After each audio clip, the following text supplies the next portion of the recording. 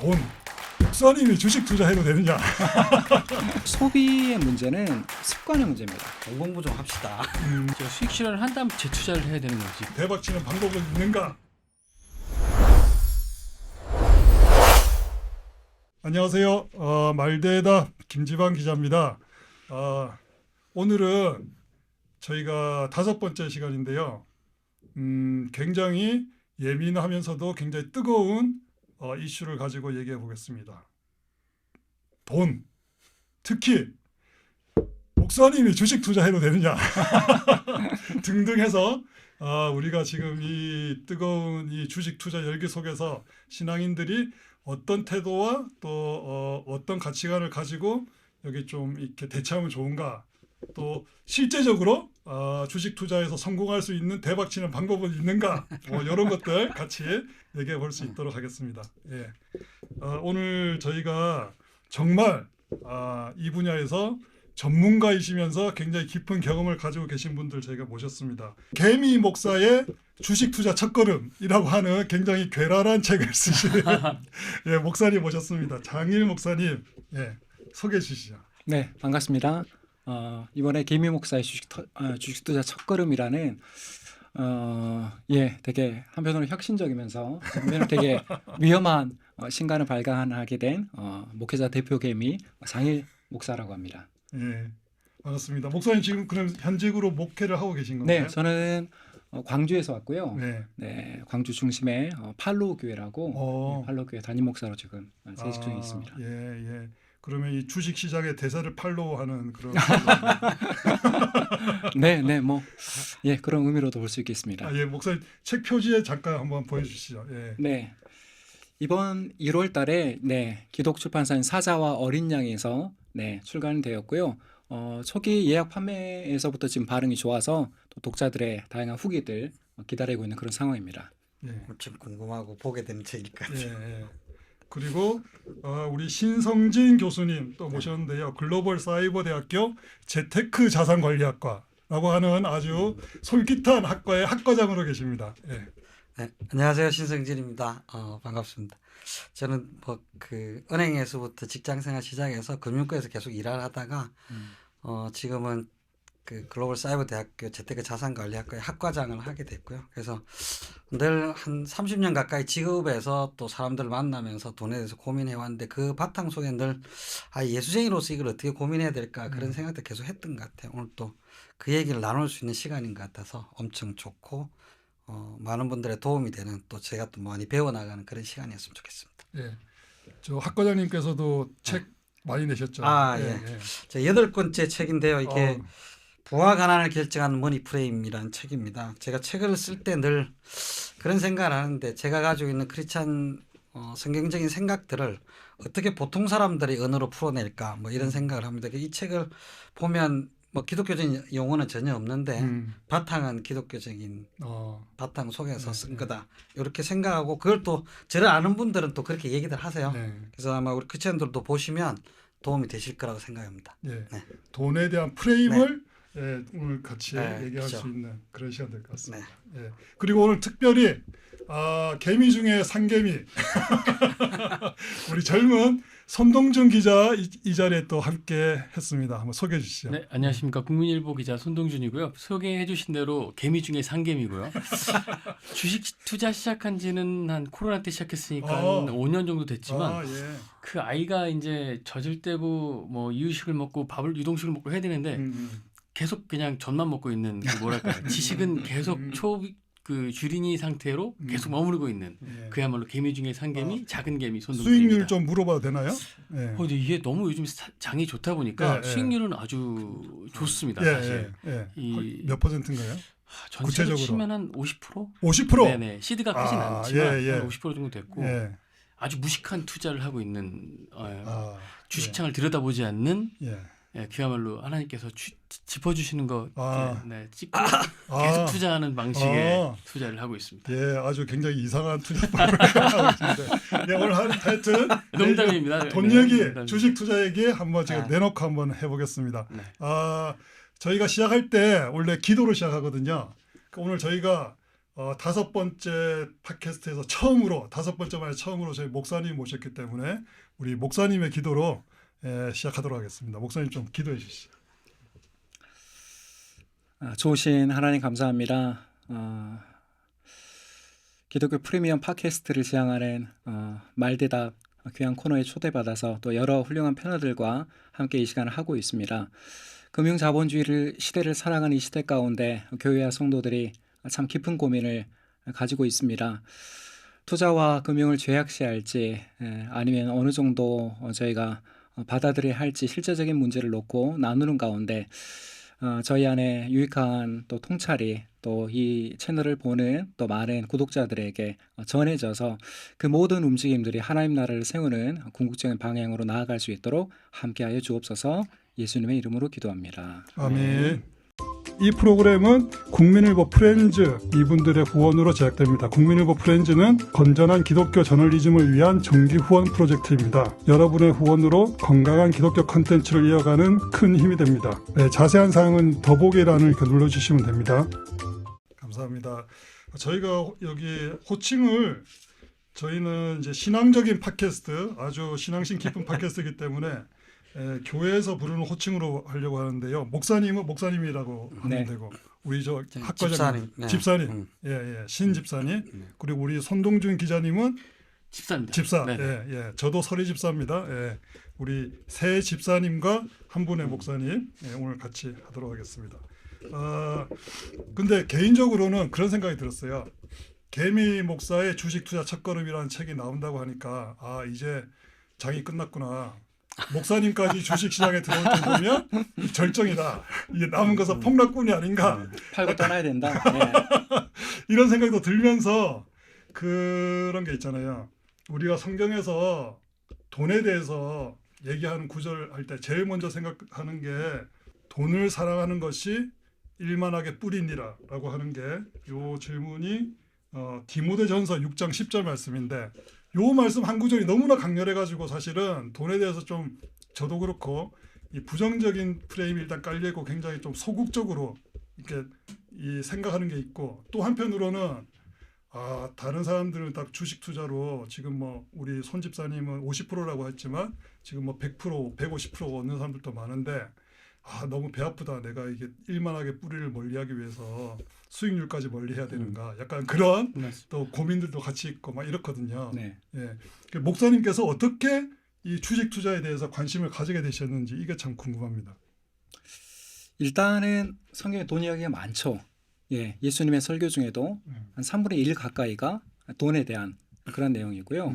성경 전체를 보더라도 돈과 재물 그리고 그것을 다루는 태도에 대해서 한 2,300구절 이상 그렇게 등장하고 있습니다. 그러니까 믿음이나 기도나 이에 대한 교훈보다 돈에 대한 태도나 직접적인 가르침이 더 많은 거죠.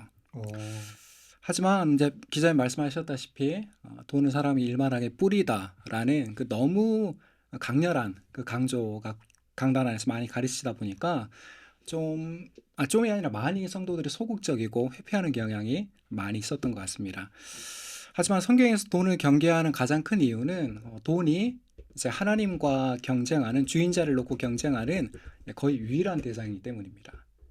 하지만 저는 돈을 주인이 아니라 하나의 도구로서 우리가 생활하는데 그리고 신앙생활 영위해가는 부분에 있어서 도구로 대한다면 그는 신앙의 어떤 타협이 아니라 책임 있는 크리스찬의 태도가 될 수 있다. 그런 관점으로 보고 있습니다. 목사님 약간 설교같이 얘기해 주셨는데 처음부터 그렇게 생각하셨어요? 그렇지 않죠. 처음에는 이제 현실적인 고민이 많았습니다. 아무래도 한국 교회가 한 80%가량이 50명 미만의 개척 미자립 소형교회다 보니까 뭐 현재 목사님들이 받는 사례비는 물론이고 뭐 퇴직을 위한 연금이나 은퇴비 같은 경우도 거의 준비가 되어지지 않은 그런 현실 속에서 막연한 그 두려움 가운데 어떻게 조금이나마 한 걸음 더 들어갈 수 있는 대안을 마련할까 그런 고민 가운데서도 코로나 팬데믹 시기에 시장에 뛰어들었습니다. 그러면 그 코로나 때 처음 이제 주식 투자를 시작하신 거예요? 네, 목사님? 네, 맞습니다. 그 전까지는 주식 투자에 대해서 관심을 가지고 계셨었어요? 안 가지고 계셨어요? 그 전에는 사실 관심 별로 없었고요. 이제 코로나 때 거의 뭐 전 국민적인 뭐 서학개미, 동학개미 그런 움직임 워낙 파장이 컸었기 때문에 이제 그때 또 이제 목회자로서 성도들이 워낙 그런 이야기들이 많이 오고 가니까 내가 실제로 투자하지 않더라도 그런 메커니즘은 조금 공부해야 될 필요가 있겠다. 거기서부터 공부는 출발했습니다. 목회적인 차원에서 처음에는 예. 근데 이제 중첩된 거죠 사실. 네. 현실적인 고민과. 네. 근데 목사님이 저기 증권사에 가가지고 주식 계좌 만들고 이렇게 돈 넣고 이렇게 하는 거에 대해서 주변에서 목사님 왜 그러시지? 약간 그런 반응은 없었나요? 처음에는 이제 뭐 비대면으로 시작을 해서 뭐 주위 사람들이 전혀 눈치채지를 못했고요. 몰래. 예, 처음에는 비대면으로 워낙 간편하게 돼 있으니까 뭐 이제 조금씩 관심 있어 하는 사람들 만나면 이야기를 나눴지만 사실 목회자들 안에서는 거의 그러한 담론을 나누기가 어려웠고요. 이제 성도님들이 조금씩 뭐 투자나 재테크나 이런 걸 한다고 하면 조금씩 얘기하고 뭐 상담하고 뭐 그런 정도의. 상담까지 해주시고. 네, 지금은 이제 상담도 하고 있습니다. 예를 들어서 이제 포트폴리오가 어떠한지, 그런 거 들여다보면서 이 사람이 투기적 성격을 가지고 있는지, 아니면 안정적인 투자를 지향하는지, 뭐 제자 훈련에서 그런 정도도 깊이를 좀 다루려고 하고 있습니다. 우리 저기 신 집사님 얘기도 궁금한데요. 신 집사님께서는 목회자의 아들이시잖아요. 네. 뭐 저기 장 목사님도 비슷하지만, 근데 그 처음부터 이렇게 금융 쪽, 경제 쪽 이렇게 진출을 하실 때 그런 아까 말씀드린 그런 어떤 신앙적인 딜레마 이런 고민들은 없으셨어요 혹시?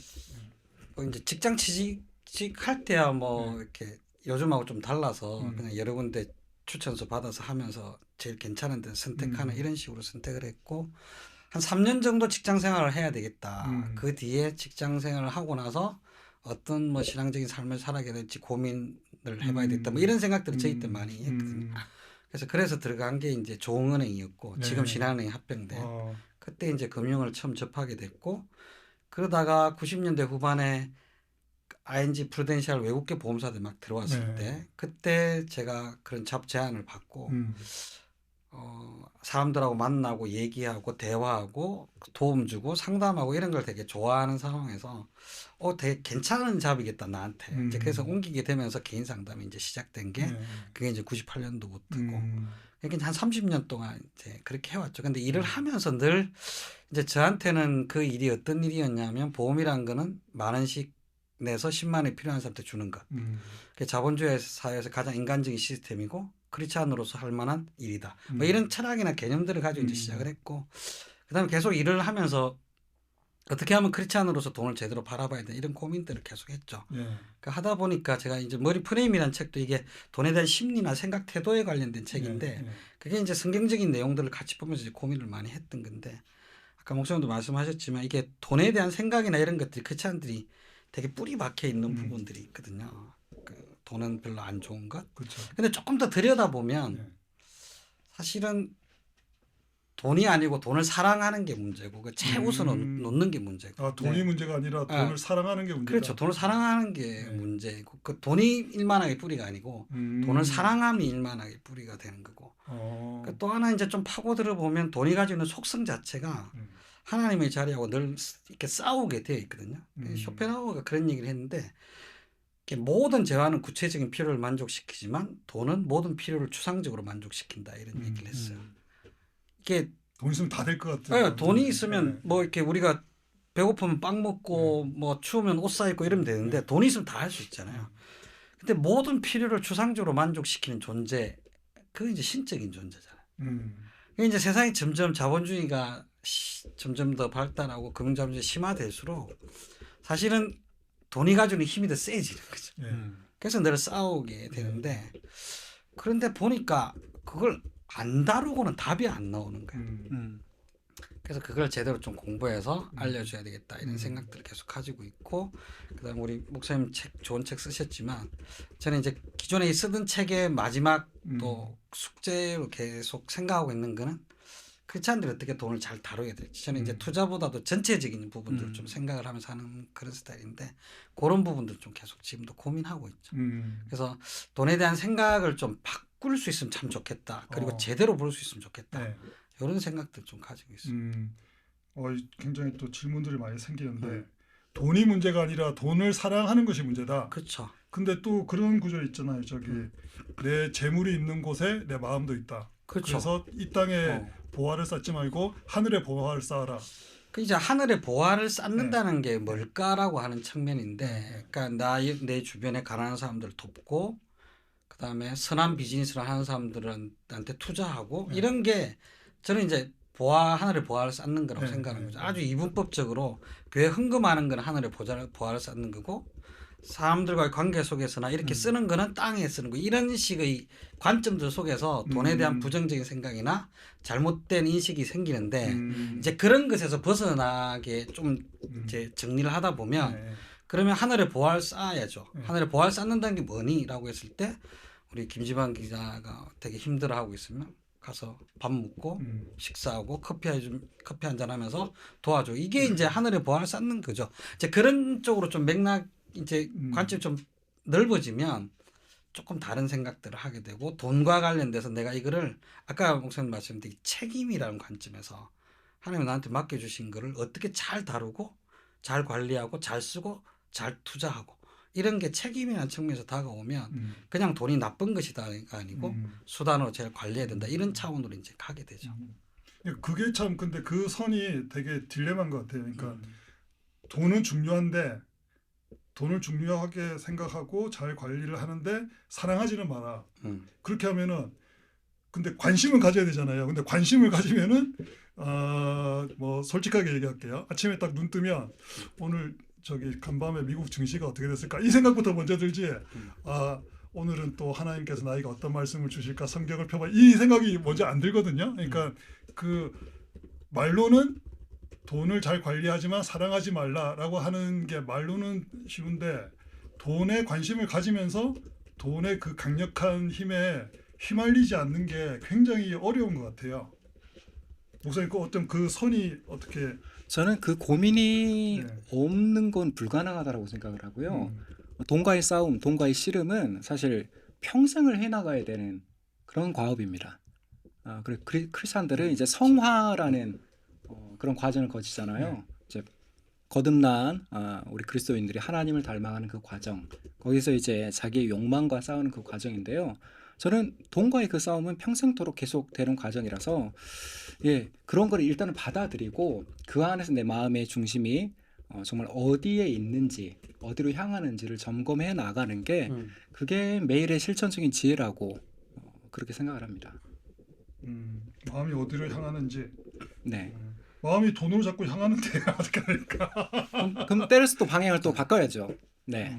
근데 또 제가 생각했을 때 이게 좀 알면 돈의 메커니즘이나 이런 분들 알면 돈을 다룰 줄 아는 방법을 좀 알면 내가 다룰 수 있게 되는데 그리고 좀 건조하게 떨어져서 볼 수 있게 되는데 이걸 잘 모르면 우상으로 섬기게 되든지 아니면 아예 그냥 거부하게 되든지 그러니까 지금 한국 교회의 많은 모습은 거부하게 되든지 아니면 그냥 물질 축복받은 복받은 거야 이렇게 되는 건데, 우리 목사님 이제 개미 투자자로서 저는 공부를 하면서 정리를 하면서 공부를 하시니까 이제 목회자로서 이런 걸 내게 되잖아요.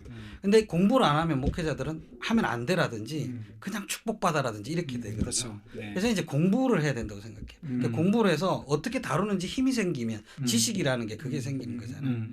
그러니까 그게 생기면 좀 그 가능성이 생기는 거죠. 금방 집사님 얘기한 것처럼 이게 그냥 확 들어가지 않고 좀 다룰 수 있게 되는데 그냥 뭐 잘 모르고 그냥 막연하게 아름다운 것이 아니면 나쁜 것만 보니까 거부하든지 이렇게 되는 거죠. 그래서 이제 저는 늘 돈 공부 좀 합시다. 목사님들도 그렇고 우리 성도들도 돈 공부 좀 합시다 이런 얘기들 하죠. 그러면 가능성이 좀 커지는 것 같아요. 공부를 해야 된다. 그 말씀 들으니까 생각나는 게 최근에 이제 논란이 된 그 어느 원로 목사님의 강남쪽 어느 원로 목사님의 그 얘기가 생각나는데 그 목사님도 이제 안타깝게도 굉장히 좋은 설교와 말씀으로 많은 분들이 존경을 받았는데 결국에 돈 얘기를 하셨잖아요. 네. 좀 세게 얘기하셨잖아요. 네. 교회에. 네. 그 때문에 이제 많은 이제 그간에 쌓아온 명예가 많이 무너졌는데 돈 공부를 좀 하시고 돈을 잘 관리를 해야 되는데 너무 외면하다가 막판에 그래도 우리 아들 위해서 돈이 좀 필요하지 않은가 하는 게 너무 무너져 버린 건가? 약간 그런 생각이. 그러니까 그 돈 이야기나 그런 게 어떤 의미를 가지는지 이분이 전혀 감이 없는 거죠. 제가 봤을 때 그분이 쌓으신 명성이나 그분한테 예양받은 좋은 사람들 그리고 트레이닝 잘 받았으니까 그 교회 장로님들이 그걸 거부를 했겠죠. 근데 본인이 그 가르친 것들이 실제로 어떤 의미인지를 모르니까 아마 지금도 이 사람들이 나한테 왜 이러지라고 생각하지 않을까? 그러니까 그 돈에 대한 속성이나 개념이나 그게 사람들이 주는 영향을 모르고 계시니까 엄청 안타까운 현실이죠. 그 사건 자체. 한국교회에서. 우리가 영성과 또 그 말씀과 다양한 우리 신앙적인 것들을 공부하지만 돈도 신앙적인 차원에서 공부를 해야 된다. 그렇죠. 제대로 신앙생활하기 위해서는. 송 기자는 궁금한 게 있으면 아무 때나 편하게 질문하시면 됩니다. 예. 사실 돈도가 아니고 돈은 꼭 공부를 해야 되는 것 같아요. 사실 저희가 뭐 불교나 이런 뭐 사찰에 산속에 있는 교회가 아니라 세상 속에 있는 교회이기 때문에 세상을 돌아가게 하는 어떤 아주 중요한 요소로서 돈을 공부하지 않는다. 목사로서도 저는 상당히 그러면 직무유기가 아닌가 이런 생각 듭니다. 이게 제가 질문하는 입장인데 멘트를 해서 죄송합니다. 네. 그럼 이제 돈 공부 차원에서 한번 네. 제가 질문을 해보겠습니다. 그 젊은 직원들이 저한테 찾아와서 그런 얘기 한 적이 있어요. 이제 뭐 월급에 대한 얘기 하다가 지금 내 친구들이 막 코인으로 막 10배, 100배 막 뻥튀기 하고 또 뭐 어떤 친구는 뭐 성과급을 많이 받고 막 투자를 잘해가지고 집 사고 막 그런데 근데 나 지금 코인 뭐 사지도 않았고 또 집도 없는데 집값은 막 팍팍 뛰고 이렇게 뭔가 지금 이 상황에서 이 젊은 세대 특히 입장에서는 뭔가 여기서 1억 천금이라고까지 말은 안 하지만 뭔가 초대박을 쳐야만 인생에 뭔가 이 답이 나올 것 같고 안 그러면은 이 뭐 월급 조금 받는 거 가지고는 답이 없는 것 같다.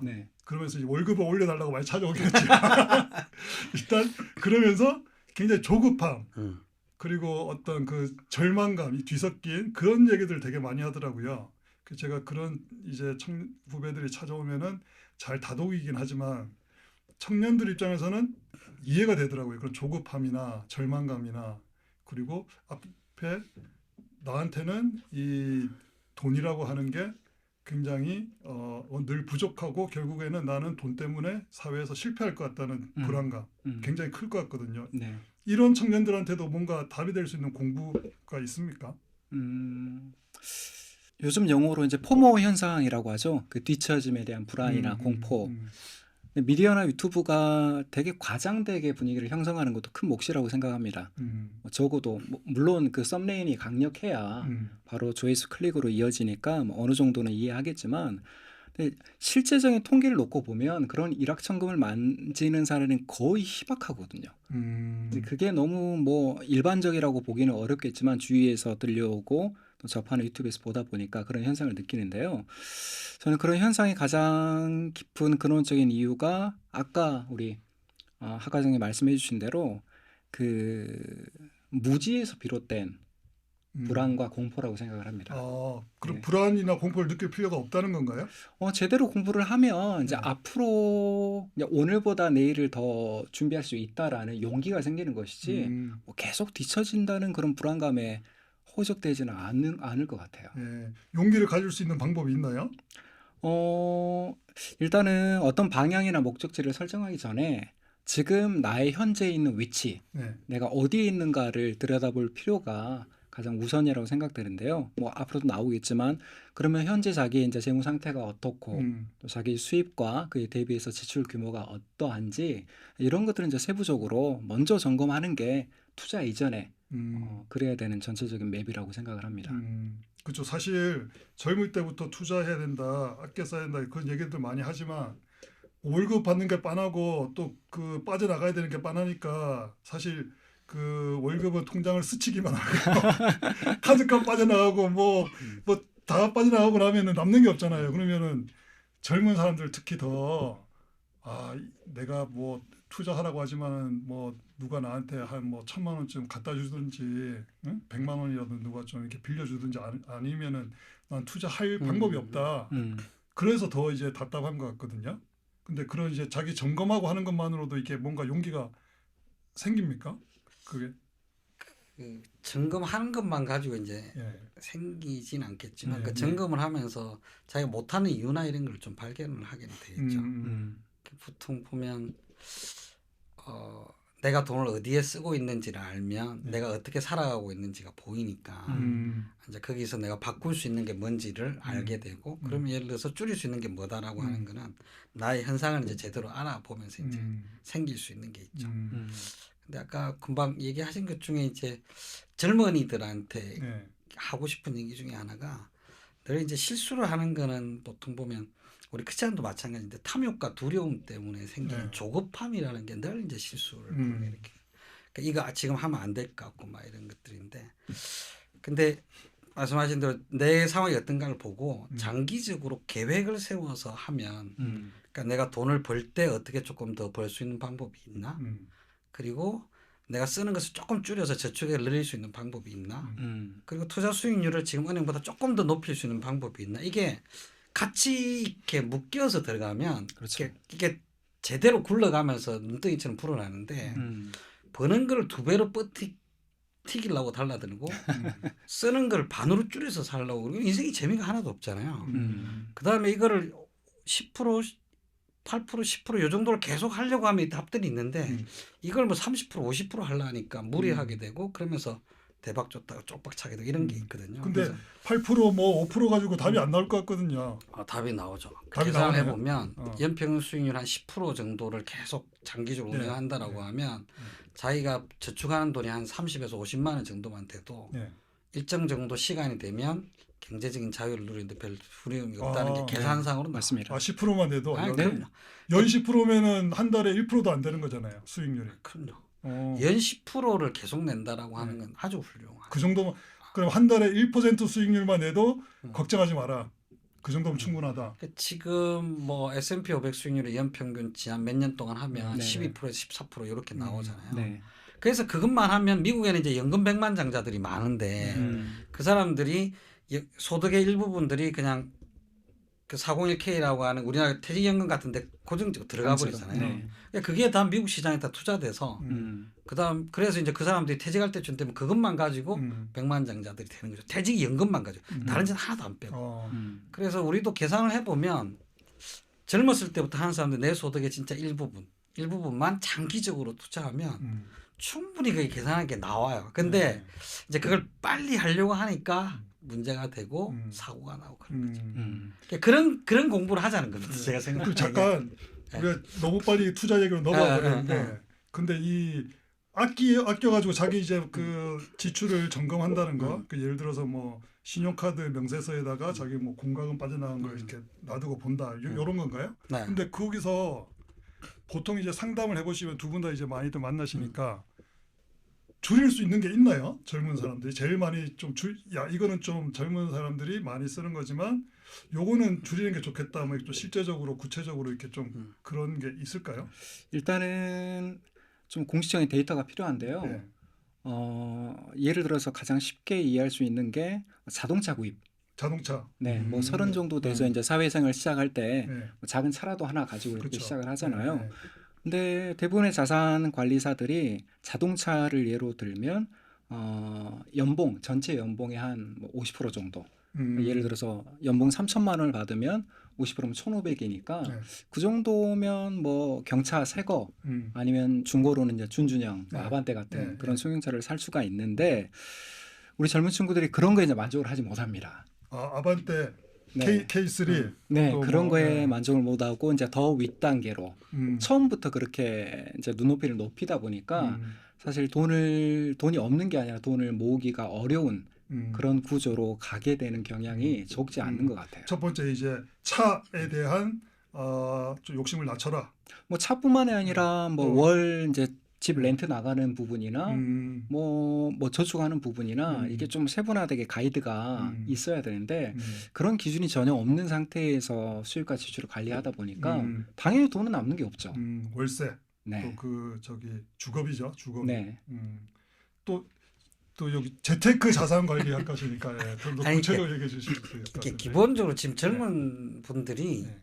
그러니까 우리 뭐 김지방 집사님도 마찬가지지만 처음에 그때 연봉 받을 때랑 그때 한 달 쓰던 거 생각하면 그때는 돈이 좀 남았죠. 근데 지금은 안 남아요. 왜냐하면 물가가 많이 오르고 기본이라고 생각하는 생활 수준이 많이 오르고 그래서 근데 연봉은 별로 안 올랐거든요. 생각해 보면 제가 30년 전에 제 기억에 한 2천 받았던 것 같은데 올해요?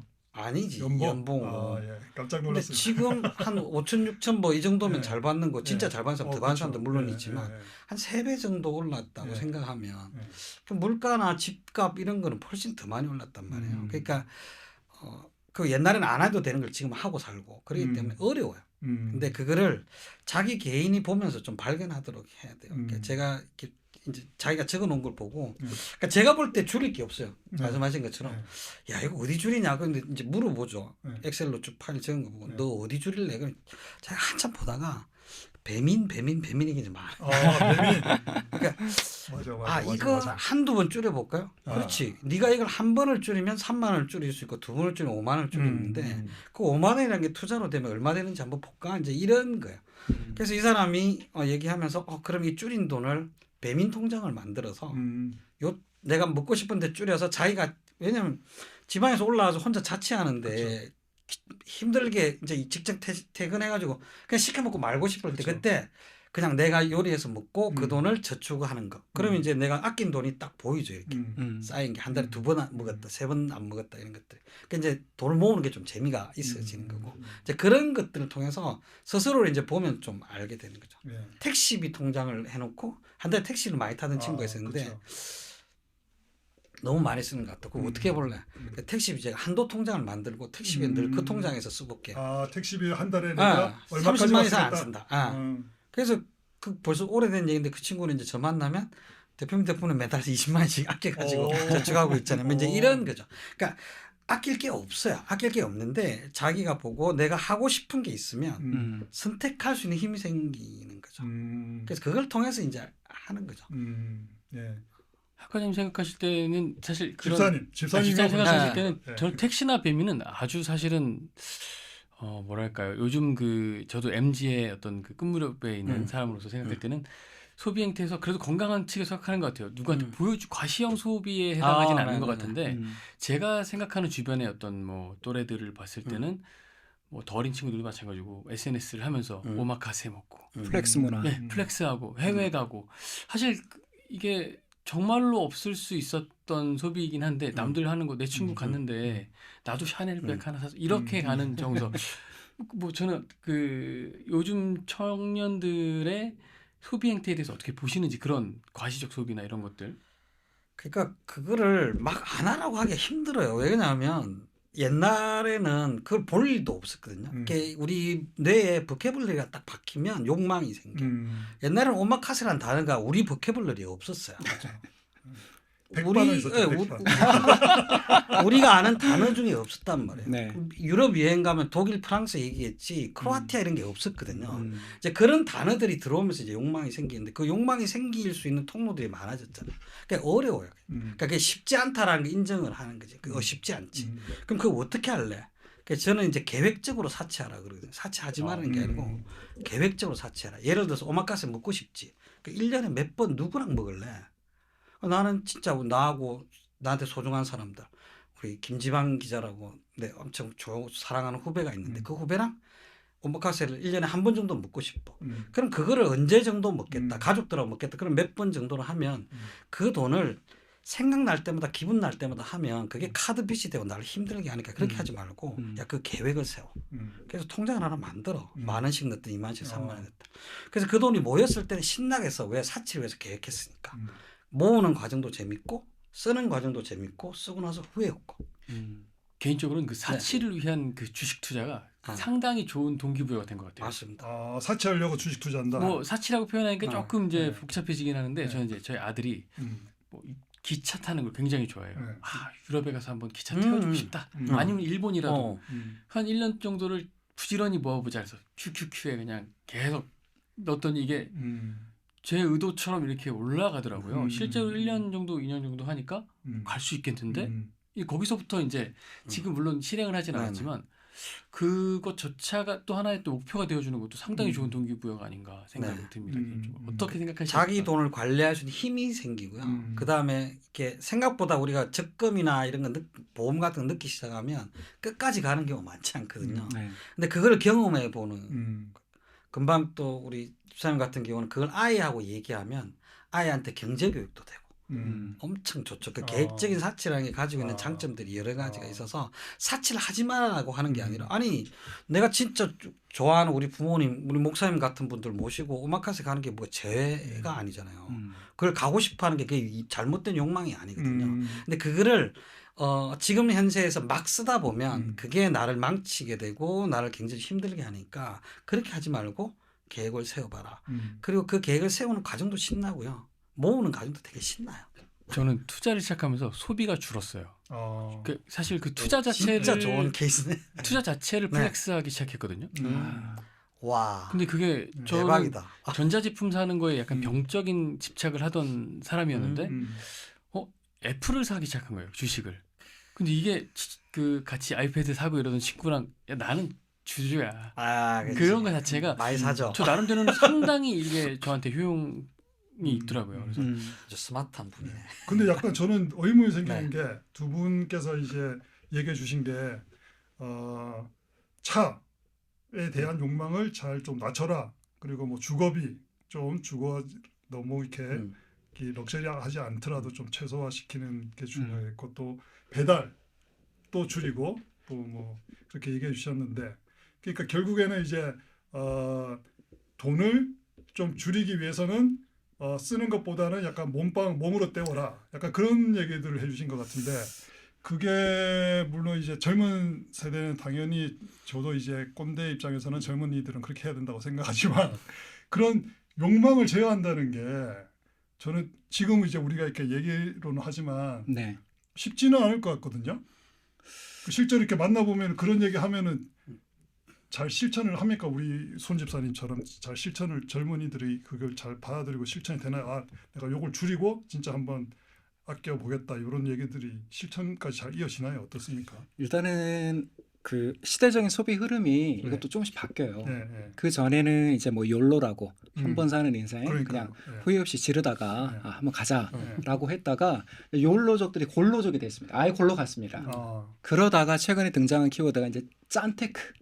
어떻게 해서든지 줄이자. 사실 그거는 일본에서 건너온 트렌드거든요. 그래요? 일본이 이제 장기적인 경기 불황이 너무나도 심해지니까 월급은 당연히 이제 물가 상승에 따라가지 못하고 그러면 줄여야 되는 것밖에 방법이 없는 거예요. 근데 그렇게 되면 이제 삶이 너무 피폐해지니까 그 뭔가 조금 균형을 찾기 위한 그거는 뭐 개인별로도 다르고 가정별로도 다르겠지만 저는 그래도 국가에서 제시하는 가이드가 최저생계비.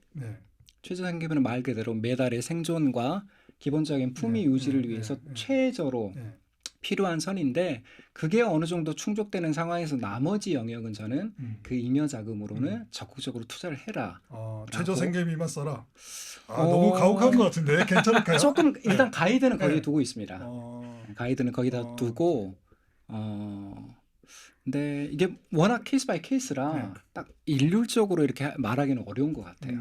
그렇죠. 예. 개인들로 봐야 되는 거고요. 사람마다 그리고 상황에 맞춰서 조금 뭐 제가 말씀드린 게 조금 잘못 전달될 수도 있으니까 아까 계획적인 사치 이런 것도 마찬가지지만 저는 효과적으로 잘 쓰라라고 하는 얘기를 하는 거지 적게 쓰라는 얘기는 절대 안 합니다. 왜냐하면 돈을 적게 쓴다는 거는 나한테 인색하고 그다음에 그 인색하면 대부분 관계에서도 나타나거든요. 그래서 우리가 돈을 벌 수 있는 기회나 뭐 투자의 기회 다양한 것들이 관계 속에서 이루어지기 때문에 저는 돈을 적게 쓰라는 얘기 절대 안 하고 네가 가지고 있는 돈을 얼마나 효과적으로 잘 쓰느냐 그리고 돈을 쓰고 나서 후회 없이 쓰느냐라고 하는 것에 대해서 고민을 많이 해야 된다. 그래서 돈 효과를 극대화시키는 방법으로 계획적인 사치를 하라고 얘기를 하는 거고 그걸 막 쓰다 보면 우리가 뭐 시간이나 뭐 다 차원이 마찬가지지만 그렇게 쓰다 보면 문제가 있잖아요. 그래서 돈이라는 것도 어차피 한계가 있으니까 이걸 얼마나 효율적으로 잘 쓰면 네 삶이 행복해질 수 있겠냐 예를 들어서 소비를 하면 우리가 즐거운데 근데 그 즐거움이 바로 고통으로 올 때가 많거든요. 그 이제 안 써야 될 돈 쓰면 그러거든요. 그걸 줄이는 방법 찾아야 된다. 더 행복하기 위해서. 자, 이런 얘기를 하는 거지 무조건 줄이라는 게 아니고. 그러니까 이 계획된 사치를 하라고 하는 데서의 그 계획을 가져야 된다. 근데 이 계획이 잘 실천되는 사람도 있고 안 되는 사람도 있는데 역시 이제 그 신앙심으로 극복해야 되나요? 자기 계획대로 실천이 안 되면 내가 아껴야 된다 합니다. 저는 그거는 신앙의 문제로 보지는 않습니다. 예. 네, 신앙의 문제로 보지는 않고요. 사실 소비의 문제는 습관의 문제입니다. 습관. 네, 계속해서 쌓여가고 형성된 그 습관이 나오는 것이라서요. 사실 투자를 말하기 이전에 마인드셋이 바뀌어야 투자로 이어지는 거. 저도 여기와 동의를 하거든요. 소비에서 즐거움을 얻었던 사람이 이제 투자에서 이 즐거움이 더 크면 사실 그때부터 이제 자산이 쌓이는 거예요. 여기로 가기까지는 다 이제 개인별로 다른데 이제 그 마인드셋을 뭐 충격을 받든 주변을 통해서 동기부여를 받든 또 뭐 전문가 상담을 통해서 이렇게 받든 여러 과정들이 필요한데 저는 그 마인드셋의 변화가 가장 중요하고 핵심이고 사실 그거를 우리 밥상머리 문화 부모님이나 가정교육에서 사실 돈 공부를 받았어야 되는데 전혀 그게 되어 있지 않은 상태에서 사회로 나와버리고 여전히 온갖 비교 문화에 시달리다 보니까 정체성이 자리 잡지가 않는 거죠. 네. 그럼 일단 저기 SNS부터 멈춰야겠네요. 인스타부터 그만두고. 자기 통제력이 없는 사람들은 그것도 좋은 방법입니다. 그 욕망의 방향을 쓰는 욕망에서 투자하는 욕망, 쓰는 즐거움에서 돈이 불어나는 즐거움으로 이 경험을 바꿔야 된다. 뭐 그 부분 이제 전체적인 방향에서 맞는 거고 그 돈을 제대로 쓰는 기쁨도 맛봐야죠. 그 되게 중요한 거고 그러기 위해서는 이제 자기가 돈을 어떻게 쓰는지 좀 봐야 되는 거고 이제 거기서 이제 첫 번째 출발하는 거예요. 그다음에 이제 남아서 절약된 그다음에 여유 있는 부분들을 어떻게 자산을 잘 불리는 방향으로 가느냐. 이런 흐름들이 되겠죠. 그러면 이제 본격적으로 이제 투자에 대한 얘기를 한번 물어보겠습니다. 그렇게 해가지고 이제 제가 배달도 안 하고 그냥 가서 이제 가져오고 택시도 안 타고 이제 지하철로 이 튼튼한 다리로 때우고 또 방도 좀 이렇게 좁히고 막 이렇게 해서 아꼈단 말이에요. 근데 아끼니까 슬픈 게 아닌데 엄청 우울하게 그런 게 아니라 하여튼 몸을 때우고 있습니다. 그런데 그렇게 이제 모으니까 한 달에 이게 20만 원, 30만 원이야. 이게 언제 이거 내가 모아가지고 언제 이거 방을 늘리고 언제 이거 내가 한번 우리 저기 부모님 모시고 오마카세 가고 내가 언제 한번 할까 하면 되게 막막하잖아요. 네. 그 티끌은 아무리 모아봐야 티끌밖에 안 된다. 요즘 이제 그런 얘기들도 많이 하는데 그 답이 있습니까? 가장 쉽게 좀 체감되게 설명을 하면 어떤 기사를 보니까 한국 직장인의 월 평균 커피값 지출이 10만 원 정도로 나오더라고요. 네. 커피값도 아끼라고 지금 또 나왔어요. 네. 뭐 쉽게 체감되게 설명을 하면 거기에서 절반만 줄이면 5만 원이잖아요. 그 5만 원을 이제 연평균 10% S&P 500에 30년간 적립식으로 투자했다라고 가정하면 최종 금액이 얼마가 될까요? 5만 원이면 1년에 60만 원. 60만 원이 30년이면 6, 3, 18, 1,800만 원인가? 한 3천만 원 되나요? 복리 수익률까지 합하면 원금하고 수익률까지 다 해서 1억 원이 넘게 1억 원이요? 예. 오. 1억 원이 넘게 됩니다. 그리고 그게 그렇게 되나요? 계산이? 네. 1억 원이 넘게 되고 지금은 이제 예전에는 투자의 접근성이 되게 높았어요. 근데 지금은 이제 투자의 접근성이란 건 무슨 얘기일까요? 어느 정도 조금 시드가 있어야 시장에 진입할 수가 있었는데요. 지금은 뭐 주요 증권사에서 예를 들어 삼성전자 주식을 사고 싶다. 1,000원부터 소수점으로 매수를 할 수가 있고요. 그리고 뭐 미국 주식 애플 사고 싶다. 그럼 1달러부터 살 수 있기 때문에 그 작은 정말 소액이 굴러가고 또 복리로 쌓이고 자산을 이렇게 늘어나는 과정들을 보면 내가 이제 조금 더 절약을 해서 조금 더 이렇게 개인이나 아니면 뭐 가정을 이루신 분들이나 미래 이제 청사진 가계 경제를 그리면서 하는데 더 탄력을 받게 되지 거기에서도 무감각하면 투자하지 말아야 됩니다. 아니 한 달에 5만 원만 투자해도 1억 원을 만들 수 있다. 굉장히 이렇게 지금 많은 분들 여기까지 많이 들으신다면 굉장히 솔깃하실 텐데 예, 그 방법이 좀 더 구체적으로 궁금하거든요. 그 맞는 얘기입니까? 목사님 얘기 맞나요, 예. 교수님? 그러니까 이게 뭐냐면 그 복리라고 하는 거 이제 네. 돈이 계속 굴러가고 그게 또 복리. 수익이 네. 나오고 해서 또 굴러가고 이러면서 이제 커가는 거잖아요. 네. 생각해 보면 배당이 나오면 중간에 찾아 쓰고 이러지 않고 또 재투자하고 뭐 이런 방식을 얘기를 하는 거거든요. 그래서 삼성전자 같은 데도 처음 나왔을 때가 아마 1,050원 정도 상장가가 그 정도 됐는데 지금 15만 원이면 150배 정도 됐잖아요. 근데 중간에 액면 분할 한 번 있었으니까 네. 그 50배로 곱하면 7,500배 뭐 이제 이렇게 되는 거죠. 음. 그러니까 이게 돈이 불어나는 게 제대로 잘 투자하면 그 버커시아 스웨이 같은 경우는 오렌 버핏이 처음 그 인수할 때 7.5달러인가 그랬는데 7.5달러요. 지금 74만 그거는 10만 배. 예, 버크셔 거기 주식은 비싸서 못 사잖아요. 지금 74만 불 뭐 이렇게 그러니까 한 10만 배 올랐거든요. 그러니까 10만 배 올랐다는 거는 만 원 투자한 게 10억이 됐다는 얘기니까. 그러니까 이제 그러면 되게 무서운 거죠. 근데 그거를 우리가 테이킹 하려면 돈을 따로 떼놓고 투자 자산을 계속 불려나가고 수익이 좀 났을 때 신나게 친구들하고 먹고 이런 게 아니라 재투자하고 이렇게 하면 목사님이 얘기하신 그 수익이 진짜 나요. 그래서 우리가 한 달에 100만 원 정도 저축을 하면 네. 막말로 100만 원 정도 저축은 맞벌이 부부라든지 이런 사람들이 웬만하면 할 수 있는 금액이거든요. 지금 제가 이 상담을 해보면 그 정도 저축하면 한 30년 모으면 은퇴 준비 다 되죠. 다 끝나요. 어. 다 끝나는데 네, 네. 그거를 이제 중간에 못 하는 거죠. 음. 그래서 저는 요즘에 신입사원 교육이나 이런 데 가면 젊은 또 청년들 강의를 가면 야 내년에 회사가 어려워서 그냥 연봉 10% 깎겠다 생각해라. 그런데 있잖아요. 자기보다 연봉 낮은 친구들 있잖아요. 네. 그래서 그냥 10% 깎겠다 생각해. 욕하면서. 그 돈을 아무 생각하지 말고 10년만 그냥 저축 투자해라. 그냥 S&P 500 지수에 적립식으로. 그러고 나면 그 10년이 너를 경제적인 자유로 인도해 줄 거다. 10년 동안 젊은 10년이라도 해봐라. 아. 네, 30년 아. 5만 원, 100만 원 10년. 그러니까 내 소득의 10%. 내 소득의 10%. 여기서 약간 기술적인 부분을 좀 질문해도 될지 모르겠어요. 네. 그 저도 이렇게 무지성 적립 투자를 하고 있는데요. 이게 이제 수익이 나온 거를 제가 수익 실현을 한 다음에 재투자를 해야 되는 건지 그냥 계속 그냥 투자만 해도 되는 건지 근데 또 약간 그때 제가 벌었던 걸로 다시 또 시드를 늘려서 이렇게 하는 방식들이 될 것 같더라고요. 그러니까 그냥 계속 찾지 않고 계속 넣는 것보다 중간에 한 번씩 찾아서 그걸 다시 또 거기 넣거나 뭐 이렇게 해야 되는 건지 뭐 어떤 기술적으로 좀 더 이걸 복리를 효과를 극대화할 수 있는 방법들이 없을까 궁금합니다. 제가 대답. 네, 해주셔도. 그러니까 이렇게 투자를 하면 내가 선택한 주식이든지 내가 선택한 펀드든지 이게 괜찮다라고 하면 그냥 계속 투자하는 거죠. 찾지 않고. 네. 그러니까 찾는다는 건 뭐냐면 내가 요 시점이 떨어졌을 거야.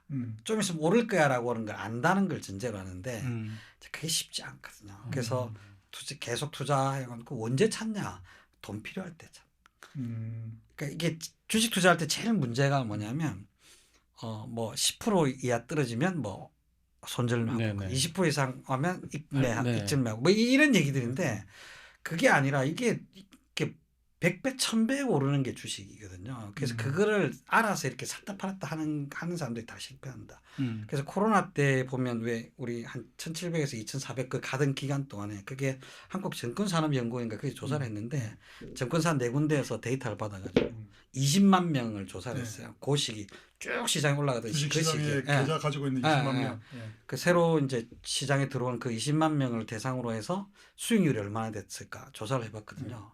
그 평균 수익률 그때 한 통상으로 보면 한 40% 이렇게 수익이 올라가던 시기인데 그때 20만 명의 수익률이 얼마나 됐을까요? 평균 수익률이.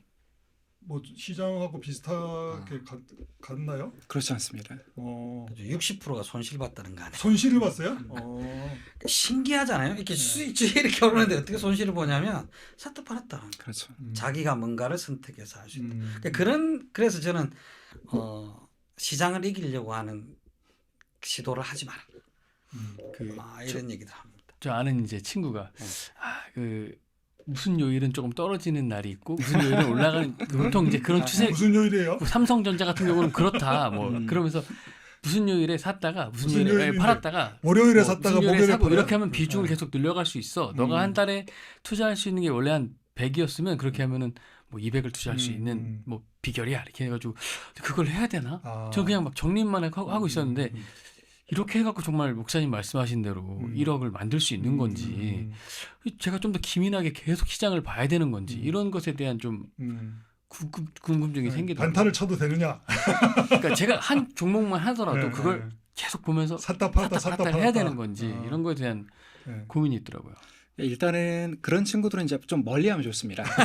네, 나의 투자 습관을 자꾸 흔드는 사람들은 조금 관계를 이렇게 멀리하고요. 우리 집사님 말씀해 주신 대로 이게 참 성경적인 원리와 같습니다. 시장 앞에 겸손하라. 성경적인 원리예요? 시장 앞에 겸손하라.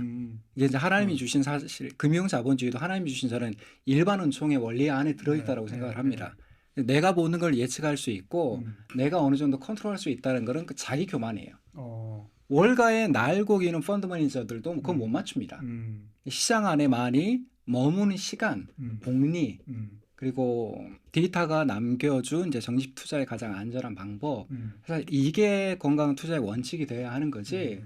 그런 이야기를 듣고 뭐 초심자의 행운이나 아니면 한두 번을 맞았다가 나중에 크게 잃는 경우가 사실 태반입니다. 그러니까 샀다 팔았다 하지 말고 쭉 투자해라. 주식은 파는 게 아닙니다. 우리 양조는. 주식은 파는 게 아니에요? 네. 파는 게 아닙니다. 돈 필요할 때 파는 거예요. 네, 맞습니다. 필요할 때. 계속 샀다 팔았다 하지 말고 필요할 때까지 그냥 계속 팔 수 있는 거. 그걸 왜 팔아요? 계속 올라가는데. 지금 삼성전자가 14만 원까지 딱 쳤더라고요. 근데 이게 갑자기 어느 날 좀 떨어질 때, 그치. 야 이때 지금 살 수 있는. 그러니까 한번 생각해 보시면 이 코로나 때 이제 9만 원 가까이 갔다가 이렇게 또 5만 원대까지 떨어졌잖아요. 네. 그 시기 동안에 수많은 사람들이 그런 걸 가지고 시도들을 했겠죠. 그래서 처음에 코로나 이렇게 때 삼성전자 올라갈 때 수많은 사람들이 삼성전자만 사면 돼 막 이런 얘기했거든요. 그게 5만 원까지 오니까 그 얘기 하던 사람들 다 방송 안 나오잖아요. 그 얘기 안 하잖아요. 요새 또 얘기해 봐 옛날에 내가 삼성만 샀다 그랬잖아요. 그러니까 이게 저는 시장을 우리가 뭔가 대응해서 뭔가 사고 팔고 이런 것 가지고 게임을 하지 마라라고 얘기하고 제가 늘 게으르게 투자하기라고. 그러니까 그냥 묻어두고 모르고 이렇게 한참 있다 오면 올라가 있고 이런 게 시장이기 때문에 물론 종목 선정할 때 좀 고민을 해야죠. 누가 좋다더라고 그걸 막 선택하면 안 돼요. 근데 삼성전자나 이런 좋은 회사들 같은 경우는 선택해놓고 그냥 놔두는 거죠. 그러면 계속 올라가는데 그걸 내가 샀다 팔았다 하면 그 다 비용이거든요. 그 아까 20만 명 중에 60% 왜 손실 봤냐면 비용 때문에 그래요. 수수료 때문에. 그러니까 그걸 하는 사람들 중에 맞춘 사람이 없다. 그래서 S&P 500 지수 그 스탠다드 푸어스에서 매년 한 4번 정도씩 보는데 미국에 있는 전체 액티브 펀드 중에서 S&P 500 지수보다 더 높은 수익률을 거둔 펀드들이 몇 개나 있을까? 한 10%밖에 안 되거든요. 근데 펀드 매니저는 밥만 먹고 그것만 하는 사람들이잖아요. 근데 10% 정도만 S&P 500 지수보다 수익이 높은 거예요. 근데 네가 뭐 이런 거죠. 택도 없다. 하지 마라. 왜냐하면 기자 그만두시고 주식만 한다라고 하면 그래도 안 되겠지만 지금 일하면서 맨날 뭐 스트레스도 받고 이렇게 하는데 그 와중에 내가 펀드 매니저보다 더 높은 수익을 올릴 수 있다? 안 된다라고 하는 게 상식적인 거죠. 그런 기술들에 현혹되지 말아야겠네요. 근데 약간 또 거기서 질문이 생기는 게 그런 게 있는 것 같아요. 그러니까 지금 그 주가가 오르락내리락하고 막 어떤 주식이 뜨고 어떤 주식이 막 폭락하고 이런 걸 보면은 야, 너무 골치 아프잖아요. 근데 옛날에는 뭐 주식 투자가 아니고 월급 받으면은 일단 뭐 은행 적금 들어라. 거기 적금으로 불려라. 뭐 이렇게 해가지고 그냥 뭐 적금 들면은 연 수익률 딱 정해져 있으니까 그렇게 그냥 얘기했던 것 같은데 지금은 주식 투자 우리 지금 바로 이제 주식 투자 얘기하고 뭐 펀드 얘기하고 막 이렇게 되잖아요. 그러니까 이게 오르락내리락 하는 게 있어서 약간 골치 아프고 우리 마음이 막 흔들리고 힘들고 막 즐거웠다가 막 슬펐다가 이러잖아요. 그렇게 해야 됩니까? 그냥 적금 투자 옛날처럼 이렇게 하는 거는 복리 효과도 있다는데 그렇게 가지고는 지금 안 되나요? 일단 제 책에도 그 적금의 불편한 진실이라는 꼭지가 있습니다. 과거에는 그 90년대 중후반까지만 하더라도 예적금 금리가 10%대까지도 나왔었습니다. 그 전에 뭐 응팔이나 그런 데 보면 뭐 15%, 20%. 그 시대에는 다른 재테크 수단이 필요가 없는 거예요. 그냥 월급 받으면 은행에 맡겨도 10% 네, 나오니까. 네. 그래서 그 시대에는 다른 재테크 방법이 필요가 없었는데 이제 문제는 인플레이션입니다. 네. 인플레이션. 적금이 인플레이션을 따라갈 수 없다는 그 가장 분명한 징후가 나오면서 그러니까 CPI라고 합니다. 소비자 물가 지수라고 매월 정부에서 이렇게 발표를 하는데요. 거기에서 정부가 안정적으로 매년 안정적으로 운영하는 수치는 물가 상승률은 한 2%에서 3% 정도라고 그렇게 발표를 합니다. 하지만 세부적으로 뜯어보면 그 안에서 가장 많은 지출 항목을 차지하는 뭐 교육비나 또 주거비나 미국 같은 경우는 주거비가 제대로 산정이 돼 있는데 우리나라는 뭐 이런 전세나 조금 특이한 모델이 있기 때문에 현실에 있는 그런 수치와 직접적으로 반영이 되지 않습니다. 그래서 2, 3%대 물가 상승률이라고 정부에서는 발표를 하지만 체감적으로 느끼는 인플레이션은 5%에서 7% 정도가 지금 이루어지고 지금 있습니다. 체감되는 물가 지수는 지금 50%예요. 올해 밥값이 10,000원 하던 게 지금 15,000원 합니다. 팬데믹 이후로 그게 이제 무섭죠. 너무나도 많이 심해졌죠. 물가 때문에 지금은 옛날처럼 예적금만 맡겨서는 안 된다. 오히려 자산이 줄어드는.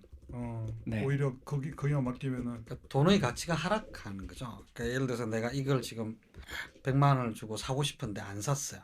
아껴야지. 그 은행에 넣어둔 거죠. 예. 그럼 은행에서 이게 103만이 된단 말이에요. 100만 원 넣어둔 게.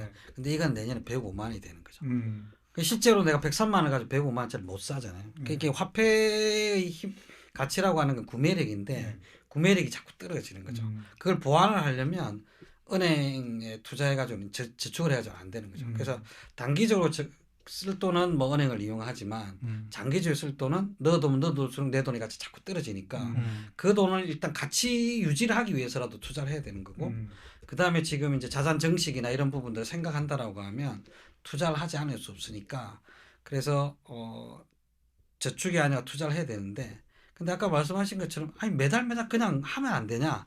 그냥 매달 적립식 투자하면 되는 거야.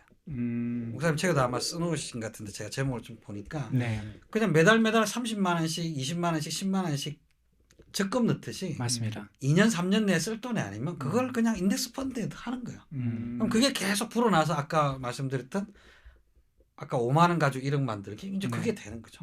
근데 은행 적금은 5만 원 아무리 넣어도 1억 안 돼요. 그렇죠. 그래서 그걸 선택하는 거고 그게 시간이 지나가면 그렇게 되더라는 게 수많은 데이터들이 있으니까 그리고 장기적으로 논리로 보면 통화량이 자꾸 팽창이 돼서 화폐 가치가 떨어지니까 그걸 안 할 수 없다는 것들이 또 이제 통계나 이런 걸로 드러나니까 그러니까 물론 왔다 갔다 하죠. 중간중간에. 그렇지만 그걸 할 수밖에 없다. 그러면 그걸 최대한 우리가 마음이 안 휘둘리고 주식시장이 나의 신앙과 내 행복을 좌지우지하지 않도록 하려면 어떻게 되냐 그러면 그냥 최대한 이렇게 투자해놓고 신경 안 쓰고 해야 되는데 그걸 모으는 제일 좋은 방법이 그냥 월적립식 펀드 투자하는 거예요. 여러분 점점 이제 전문적인 얘기가 나와가지고 약간 따라오기 힘드실 수 있는데 제가 최대한 이제 딴지를 걸면서 한번 물어보겠습니다.